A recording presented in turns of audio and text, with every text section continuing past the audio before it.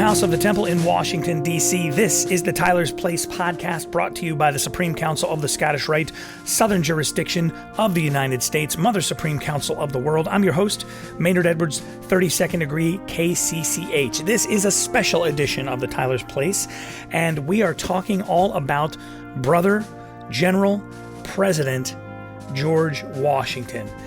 As I sit down to record this intro, it is February 23rd, 2022, which means Brother Washington's birthday was yesterday. And on our Scottish Rite members-only Facebook page, I had a great discussion with Brother Chris Ruley, who is the historian and archivist for the Valley of Washington in the District of Columbia. And we had a great chat about Brother Washington. I've put it up on YouTube so everybody can see it outside of the members of the Scottish Rite. And now I am putting it here on our podcast because it was just such a great conversation. I wanted to be able to share it with the wider audience. Although, if you're interested in joining the Scottish Rite, we can help you out. Just shoot me an email, podcast@scottishrite.org. But without further ado, let's get into discussing George Washington, the Freemason, with Brother Chris Ruley, 32nd degree KCCH, from the Valley of Washington in the Orient of the District of Columbia. Let's talk George Washington's Masonic experience, Sure. His initiation, et cetera, if we could. Yeah. Well, so Mark Tabbert and I, down at the memorial, one of the funny things about it is I always joke with him, and I said, I can probably put down George Washington's entire Masonic history on one sheet of 11 and 8.5 by 11, one single spaced, and right here's exactly all that George Washington did on one page. And Mark said, yeah, that's close. You probably cut that down by 25%, and it's really still what he did. But he did a lot. He wasn't necessarily, I don't think a researcher would necessarily call him the most active Mason, but he was obviously a very profoundly important Mason to Washington, D.C., to the history of Freemasonry across the United States. So his Masonic journey begins in Fredericksburg, Virginia, Fredericksburg Lodge number 4. He was initiated November 4th, 1752, when he was a younger man. He was then passed March 3rd, 1753, the next year, and then he became a Master Mason August 4th, 1753. So it took him, close to 6-7 months to go through the Masonic degrees in Fredericksburg Lodge number 4. He returns back to the lodge a couple times. I think 1753, he comes back around September. So, after the summer break, he goes back to the lodge in September. I think he visits again, 2 years later. But again, we wouldn't necessarily call him super active at that time. And then, he goes off and he goes into his public duties and work duties and gets wrangled in and brought into the Revolutionary War. So clearly he's got a lot going on. And during that time, the aura, the myth of Washington starts to build up. And so he becomes, the Washington that we know, the George Washington we know. And one of the things that Mark and other presidential Masonic historians will say is, George Washington, how he joined Freemasonry, how he viewed Freemasonry is a lot different than how Ben Franklin joined Freemasonry and viewed Freemasonry. Paul Revere up in Massachusetts, their Masonic experiences were a lot different. George Washington's was, as a gentleman of this society in the South, joining Freemasonry or joining Masonic Lodge was something that all gentlemen of his class, of his status do. Meanwhile, Paul Revere, he was a working blue-collar guy. He joined the lodge. He participated in Masonic activities. He joined the Royal Arch. He was active. He contributed. He found ways. And then, of course, Ben Franklin, past Grand Master, active in Masonic activities, published. In fact, we've got the picture, behind us at the library. We've got one of the Anderson Constitutions that he printed. So again, all these three guys did different things, different ways of contributing Masonry. And then as the myth of Washington starts to really boil up, we're seeing him as a general. He starts to get invited to Masonic activities in what they call military, ambulatory, foot lodges. these sort of lodges that don't necessarily have a space, but they're traveling, they're part of the military, and these auras, these stories come up of George Washington. And then later on, Grand Lodges like the Grand Lodge of Virginia consider him so great, they said, we should make this guy a Grand Master or a General Grand Master when the General Grand Lodge of the United States potentially could become, a thing. Let's make him the first General Grand Master. And there were proposals for several instances to make him a Grand Master. I'm going to pause there because I just threw a lot at you, but I think the thing to know is he became a Mason young in life, generally relatively young in his life. He spent a large part of that early part of that period outside of Masonry. He was still supportive. He supported the Masonry. He supported the ideals. He obviously had a respect for the institution. The way he wrote about the institution, he had respect for the institution, stuff like that. So go ahead, man. Maybe. Yeah. Well, I mean, I think that there are a lot of men today who may not necessarily be super active in lodges, but nonetheless are Masons. They live their life according to that set of ideals. And I think that, Washington would be an example of that, where it's a guy, and we all know those guys that you came into lodge with, and maybe they're not super involved with the lodge. You only see them once in a while. Right. But that they're no less a Mason than you and I. It's, because Masonry, I say a lot, Masonry is not what happens in the lodge. In the lodge, we pay bills and we make new Masons for sure. But beyond that, Masonry is what happens when Chris and I are hanging out and talking about stuff, or we're out in the world living as. So I think Washington falls into that category. And then Ben Franklin is kind of like you and I are right now. We're involved in the day-to-day operations of Freemasons, lodges, and Grand Lodges, etc. Right. Yeah. And Harry Truman, right? Like another past Grand Master of not of DC, but he was a past Grand Master. He was active in Freemasonry wherever he was. He imbued and infused the fraternity into his work and into his education, and made sure that he also brought in a lot of Masons, associated Masons, into the craft, and as well as into public life, into his public service. And so I think you could probably separate and say there's a category of Masons, just like there was a category of Masonic presidents. And I think George Washington maybe gets a good piece of history there, even though he really didn't do a lot relative to, let's say, Harry Truman. He may have not done a lot even compared to, Andrew Jackson, who was himself a Grand Master, an active during the anti-Masonic movement. And that was a period where there was a lot of angst against Freemasonry.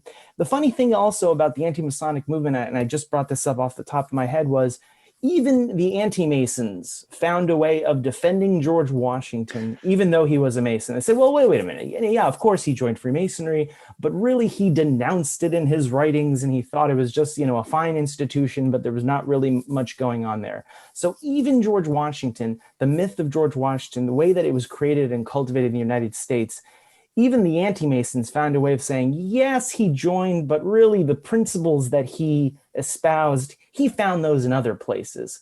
Well, those other places they referenced were the Enlightenment. And even the Masons today will tell you, well, those Enlightenment principles come into play in Masonry. So it's interesting how politics and perception, cultural, popular perception evolve and shift George Washington's life and his Masonic experience. The more things change, the more they stay the same. Right, absolutely. So Washington, however, despite not being super active and being in lodges quite often, and again, guys, talk with Brother Chris Ruley, who is the archivist and historian of the Valley of Washington in the District of Columbia. Washington never shied away from wearing his Masonic regalia, especially in public settings, specifically. And this was the one that I think is most interesting to me, is the setting of the Capitol Cornerstone. When we see a cornerstone laying today, when we see a Grand Master lay a cornerstone, it's not as common as it once was, but we have seen it. And they go in their tuxes, and the stone is set out, and there's microphones, and they do the ceremony. Washington actually got down in a mud pit with the Grand Master of DC. So, and I know we've talked about it on the YouTube channel before, but for folks who haven't seen it, Washington laying the cornerstone, can you kind of give us a quick rundown of that? And just a reminder that It wasn't at the Grand Master DC because there was no District of Columbia. There was no Grand Lodge of the District of Columbia at that point. And what happened was the Grand Master of Maryland, the pro tem Grand Master of Maryland, was present at that event. And he basically gave the gavel to Washington, and Washington took the tools, took the implements, and went down into the trench and laid the cornerstone as an acting Grand Master. So, to certain people to say, well, he at one point served as a Grand Master, right? He served as a Grand Master pro tem for Maryland. But let's take a step back and let's, as you mentioned, Maynard, let's go back a step during the day. So, September 1793, George Washington helps lay the cornerstone of the United States Capitol. Now, the District of Columbia was formed 3 years before. The Residence Act established the District of Columbia 1790. And throughout that time period, George Washington was basically given the authority to assemble the team, to establish the district, figure out identify the surveyors, set up a plan, figure out the day-to-day logistics of what's going on. He's too busy. He obviously hires a board of 3 commissioners, 2 of which were Masons. 2 out of the 3 were Masons, and they were not public planners.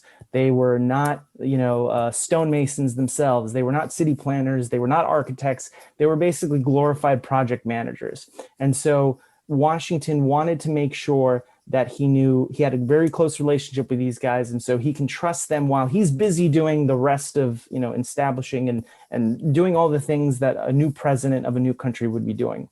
And so the first year, 1791, they lay the boundary stones, those small little stones around the district, 10 by 10 stones. The following year, the competition begins to figure out who's going to win the competition to build the White House.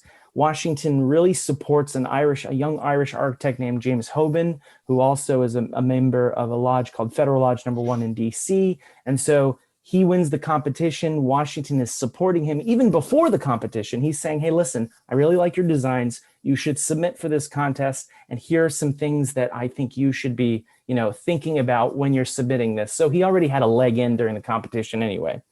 The next year, 1793, they decide to lay the cornerstone of the United States Capitol. So what, as a Mason, you hear? You hear symbolically that you're laying the cornerstone or the boundary stones of the District of Columbia itself. Then you are laying, the following year, the cornerstone of the White House, which is the executive mansion. So again, symbolic of the executive. And then the third year, and we like to do things in threes, the cornerstone of the United States Capitol, that represents the people, the people's building, I guess you can say, on the highest hill in downtown DC called Jenkins Hill. And so that day around 10 o'clock in the morning, they cross over the Potomac. The Masons of Georgetown, as well as members of AW 22, Alexandria Washington number 22, meet Washington in Georgetown. They're basically traveling. There's a huge parade, bands, banners, flags. I mean, the whole thing that you can think of a huge Masonic parade. By the way, there were about 800 people in the District of Columbia at the time.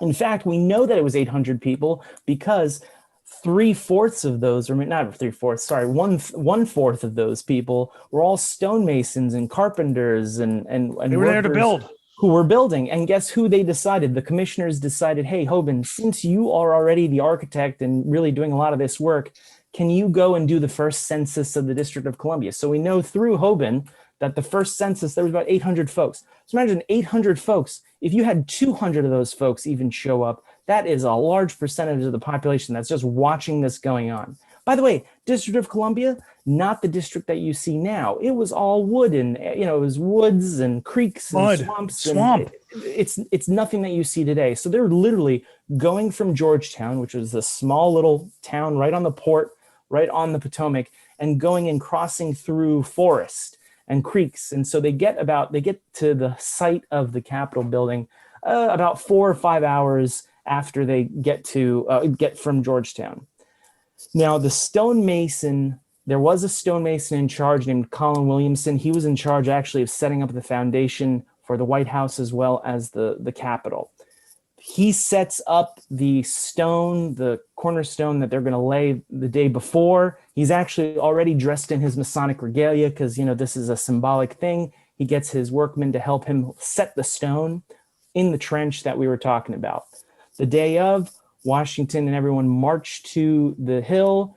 On their way from Georgetown, they go to the White House, or the space that would eventually become the White House. They pick up James Hoban and the members of Federal Lodge number 15 of Maryland, which will eventually become Federal Lodge number 1.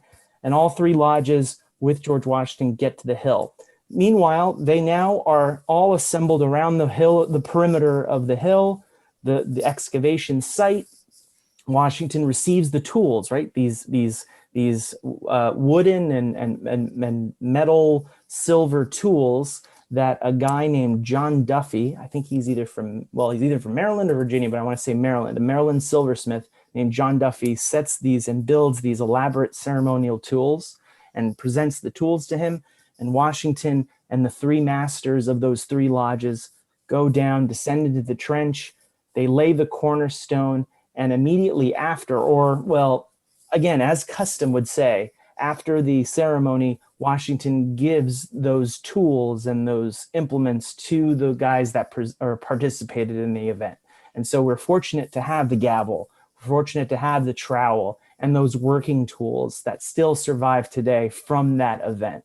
And Washington did not participate in the boundary stone cornerstone or the boundary stone ceremonies. He did not participate in the White House cornerstone because he was too busy. So this was the only event in DC that he did participate in terms of a cornerstone laying ceremony. But again, it was a momentous thing, and it was a symbolic thing because it was not only just for, the executive building or these small stones around the district. It was for the Capitol building, the most important building for a future capital city. So it was certainly a good spot, and Washington certainly, I'm sure, understood the political and the symbolic nature of making sure he got there, made sure he was dressed in his regalia, made sure that all the important Masonic people there with him. Couple of good questions we got, and guys, if you're watching live, we have some. Go ahead and drop a question in there. If we can't get you the answer now, we'll come back and get it another time. Brother John Sane from Valley of Knoxville wants to know: is it true the worshipful master of Alexandria Washington Lodge gets installed in the George Washington chair in the old lodge room replica? So we're talking about the inside the Alexandria Washington Masonic Memorial. If you've ever been by, you've seen it. The large tower there. There's a lodge room in there. So can you talk about that? Sure. Well, my understanding is that has been a custom, that has been a tradition over time, right? So these tools, these relics, these desks and chairs and gavels and sashes and even the aprons, they all started to come up with this history, and they start to really become national relics of these events. And so over time, lodges like AW22 preserved those and then used those events very sparingly. So I'm not necessarily sure if they still do it, and I'm pretty sure past master of the lodge is going to reach out to me to tell me, yes, Chris, we do in fact do it. But from my understanding, I certainly understand in the past that has been done, that was used, that they would install the person in the chair. So for example, the gavel, George Washington's gavel that they used for the cornerstone, for 100 and X plus years, that gavel was gifted to the master of Potomac Lodge number 5 in Georgetown. And it was a symbolic gesture of like, okay, you now are the one that gets control of this gavel. So I can certainly understand if AW22 did that. I'm not sure if they still do that. And if they still do that, then that's a cool event that you should all check out if they do the public installation. I wouldn't want to come. I don't want to even touch that gavel for fear it would fall apart while it was in my hands. And you do not want to be that guy. You do not want me to write your name down in perpetuity that you were the one that broke the gavel, or you're the one that stained the chair, or, get away from that thing. Yeah. I don't want that near me. It's like absolutely being a lodge treasurer. No, thank you. Pass. I don't want to be I shouldn't be in charge of my own money, let alone someone else's, and certainly not that gavel. That's fair. Brother Jim Robinson, Valley of Atlanta. This is an interesting question, a little bit of an opinion here. I'm not sure whether we can opine. Okay. Is there anything in 2022 that Brother Washington would or would not support in modern Freemasonry? Interesting question. Maynard, you take that first. I want to hear what you think. Wait, I want to hear what you think first, and then I'm ruminating on that. I think that one of the ideas, I think obviously dues and things like that are an important part of the craft because we have buildings that we have to maintain and things like that. And I think that Brother Washington could possibly be disappointed in the fact that sometimes we don't do our due diligence to follow up with brothers that have not paid their dues to find out what's gone wrong, either with their fraternal experience or with their or with their life, where they're either not able to or unwilling to pay their dues. I think, and to me, that speaks to a real brotherhood of trust between, because Washington, and from all the stories that you and I have talked about, and the military lodges, things, Masonry, while he wasn't active in lodges all the time, certainly he surrounded himself with Masons who he knew were the men that subscribed to the same ideals that he did, and that trust from brother to brother, and I think he might be upset at the fact that we have gotten away from that a little bit, and we've focused too much on our buildings and our lodges and our bills and things like that, that we're not reaching out as we should, because every guy watching, every guy listening, it's been in a lodge. There's a guy who came through your lodge either with you or shortly before or shortly after you that he's not there anymore. Maybe he didn't pay his dues and he's suspended or something to that effect. I think, take it upon yourself to give that guy a call and say, hey man, what's, everything okay? Did somebody step on your toe and you're mad, you don't want to come back to lodge, or did you run into some life problem, or, what's going on? So I think that might be it. Yeah, I think you have a very good point. I think you made a very good point. To me, when someone asks the question of, oh, Masonry in the back 200 years ago, I often have to remind myself and orient myself to say, what did the Masonic Lodge of 200 years ago look like? I'll tell you what the Masonic Lodge of 200 years ago looked like. It was very small. It was very, within 3 or 4 miles. So like Maynard and I, if we were in the same lodge, we lived 2 or 3 miles away from each other, and that was it. It was not what it is today, where, especially in DC, for example, we've got brothers who live in Africa and Europe, and they live abroad, and they're sending their dues electronically, and they're joining Zoom sessions. This is not the Masonry of 200 years ago. This is not the Masonry that George Washington saw and understood. And so to me, I think it's more of like, the lodge system is just a lot different. It would have been the same 20 guys, and they were initiating a couple guys that lived down the street, or the banker, or the town's lawyer, or the town's, whatever, the town's bureaucrat, whatever you want to call it. And so I think that would have been something of a bit of a shell shock, where a guy could come in and say, okay, well, I'm going to be a Mason here, and then I'm going to leave and not even see my lodge for the next 10 years. I think to George Washington, that would have been strange or peculiar. Now, granted, most of his Masonic activities outside of when he became initiated were outside of his Fredericksburg Lodge. He went to St. John's Day feasts at Alexandria 22. He marched in funerals. He went to St. John's Day, ceremonies and church services in New York. There's a whole section of him during the military when he attended military and foot lodges. And so he found Masonry as he was traveling, and he engaged with Masonry as he was traveling. But for most Masons, you stayed in the lodge that you were in, and you didn't really necessarily travel unless that was your job, and you traveled and you got paperwork that said this guy was raised here, and then you went off to a different lodge. There was not even, this multi-affiliation thing. You usually stayed in one lodge, usually affiliated with one lodge, and then you moved on to a different lodge. So the way that people engaged was different. The way that, there was a lot more camaraderie. There was a lot more engagement. Now, the other thing there was a lot more fights and a lot more disagreements, and everything, became more personal. And you always see Masonic charges being brought up for unruly conduct. And there was a lot more around helping the widow and helping orphans and helping, people. In my lodge, for example, I would see requests for money for $2 or $3, and every meeting someone needed help. And so I think there was a lot of that type of engagement. I don't think we got that anymore. I don't think we're doing that anymore. And maybe there are lodges that do that, but I don't know how frequent or popular they are. Yeah, and I think that we've gotten away from the lodge is not the building. The lodge is the people. Sure. The building is just like we just like the church. The church is the people, is the congregation. It's not necessarily the building. The building burns down. We're still a lodge. And I think we've gotten conflated in that. Whereas there used to not be a lodge building. It used to be the upper level of a bar.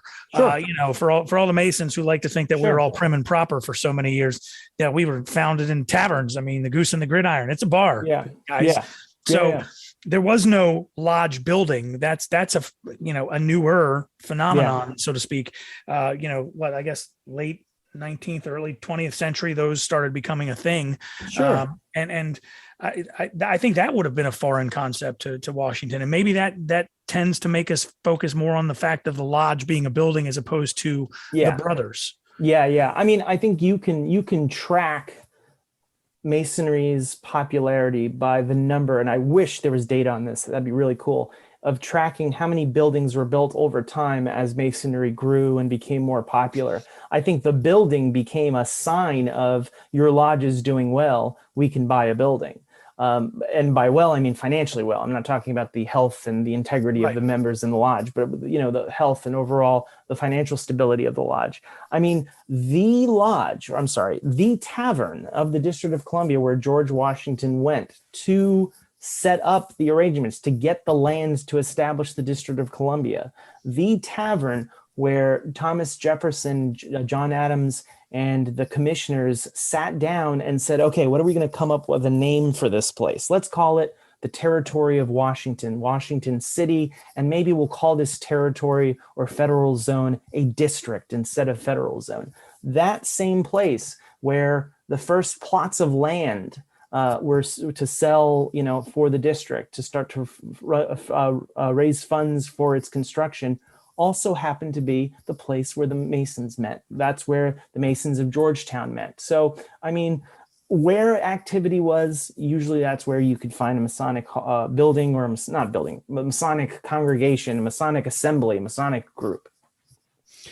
So that's purely opinion, everything we just said. That's, we're opining. I love that. And our facts our comments do not represent our respective Grand Lodges in any other way. No, just Brother Chris and Brother Maynard. We'll give you that disclaimer as well. Yeah. All right. So and I'm going to let you go so we can both grab some lunch here, but George Washington's 290th birthday. Yes. Why, and another opinion question, and I'll answer first if you want me to. Why does the legend of George Washington endure? In midst of cancel culture, people have gone after him, yet he endures. In the midst of almost 250 years of discussion, he is still revered. Why is it? And I think it's because we got to have somebody who we just look up to and say, this is our standard. This is our guy. Yeah. And not that he was faultless, but he rarely faltered, when he dealt with mistakes as they came. And really I think his humbleness is what led the way. I mean, they could have made him king, and he said, no, I don't want to be king. Who says that? If they say to me tomorrow, we want you to be king, I'm going to think really hard about it. Yeah. It'll be a tough thing to turn down. But this guy, he legitimately turned it down. Said, I don't want to be king. And then after 8 years said, I'm done with this. I'm going to go back to Mount Vernon and be a farmer and just chill with my wife. That's that humbleness. I think there's so many things that speak to us as humans about him. That's why he endures. Yeah. I think you're 100% right, first of all. And I think there's a little bit more to that, of course. So there's a really good book by Dave McCullough on George Washington, as well as, I believe McCullough also did a really good book called 1776, which basically goes through the first year of the Revolution. And it's great if you just love seeing how the sausage was made, like how people came together. It was not organized. It was a ragtag group, and we barely got out of that war alive. And it was thankful. We were thankful because the French came in to assist us, but Washington was doing his best to get everyone together. I think there are a couple values that Washington espoused that really basically made him a great American. And unfortunately, we as Masons associate him with all these principal virtues are really great because these are Masonic virtues. Well, no, these are really good virtues in general. Being a humble person is a good virtue in general, not just because you're a Mason. But I think his association, the way he spoke about Freemasonry, the way that he valued the institution, even though he didn't necessarily care to attend all the lodge meetings. I think if you're thinking about it, especially just as I said that, traditional Masonry, you basically hung out in the same lodge. We all were in like a 5-mile perimeter. Here's this guy who basically almost sacrificed. I mean, he wrote, when he joined the cause of the American freedom, he basically put everything out there, because if they lost, he would lose his life, he would lose his entire fortune, he would lose his family's fortune, he would lose the entire legacy would be gone. He was not perfect. The man was not perfect, but what he did a good job at, what he did well was he had humility. He also had a lot of pressure put upon him. And because of all that pressure, he decided, instead of turning one way and saying, wait a minute, I can solve all of my debt issues by becoming king of the United States. And we would have gladly given it to him. John Adams was anxious and was waiting to figure out, well, is he going to do this or not? We're nervous about this thing because he could turn into a tyrant, into a king. But he knew civility, he knew those values that were instilled on him when he became a Mason, even before he became a Mason. Those values really stood up and served the test of time. And it became the precedent for future presidents. And for several decades, people looked and said, you got to follow what Washington did, because that was the appropriate way to do it. He set the standard. And so with anything, you can say that he was the standard setter. He figured it out how to do it. When for 300 years, 400 years of civilization, of post-Enlightenment civilization, no one could figure it out. The French Revolution reverted back to tyranny, almost immediately after it occurred. So there was just something special about him. And I think we attach ourselves as Masons to these values and say, oh, wasn't he so great? And look at all the things that he did. But if you remove that he was a Mason, all those values, someone would have replicated those values in Masonic Lodge and said, these are all the important values. And it just so happens that he was also a Freemason. And so I'll leave you with that. I'm not really sure that you can say it was his Masonic values. I think he had Enlightenment values. I think he had a lot of humility. I think he knew that there was a lot of pressure on him. And goddamn, he was a really good leader. He was just a great leader. He was that's what I was going to say. Leader. We should not underestimate the fact that when you think about this guy, he was 6 feet tall. This had a little gut. Military. Yeah, we get on top of the horseback. He looks like he could kick somebody's ass. This guy is no joke. You do not screw with the president. And guess what? You do not. But you need to, because if you basically sold a bill and said, I am now indebted my life to this cause because the alternative is immediate death for myself and family and everyone who joined me in this. And everybody around me too. It wasn't just him, anybody who was near him. Exactly. So and you got to remember, how many founding fathers were persecuted by the British immediately after signing the Declaration? You can go back and review and see how many were imprisoned, how many were killed, how many were tortured. And so Washington knew exactly what was coming to him if he didn't do it. And he was hoping to God that this will work. And he enjoyed to engage everyone and all of the people around him. Now, it just so happened that it's a lot easier to get all these guys as part of this. And it's a lot easier for them to learn and to be educated. Some of these guys were Masons. So he he brought in all these Masons because he knew these guys already know the Enlightenment values that I share. Let's bring them on. These guys, fight for this cause, and they're also Masons. That's fantastic. It's sort of like a litmus test, if you will, of okay, at the very least, I know that they were told this, and they were these values that they were espoused in the Masonic Lodge. At the very least, he knew that someone told them about them and that it's important. That is Brother Chris Ruley. He is the historian and archivist for the Valley of Washington in the Orient of the District of Columbia. Chris, thanks as always for your insight, and thanks for joining us here on the Tyler's Place podcast. If you've got a question, something you want us to cover on the podcast, or you just want to drop us a line and say hi, podcast@scottishrite.org. I'm Maynard Edwards, 32nd degree KCCH, Scottish Rite Mason. As always, we are brought to you by the Supreme Council of the Scottish Rite, Southern Jurisdiction for the United States of America, Mother Supreme Council of the World, and we'll catch you next time right here on the Tyler's Place.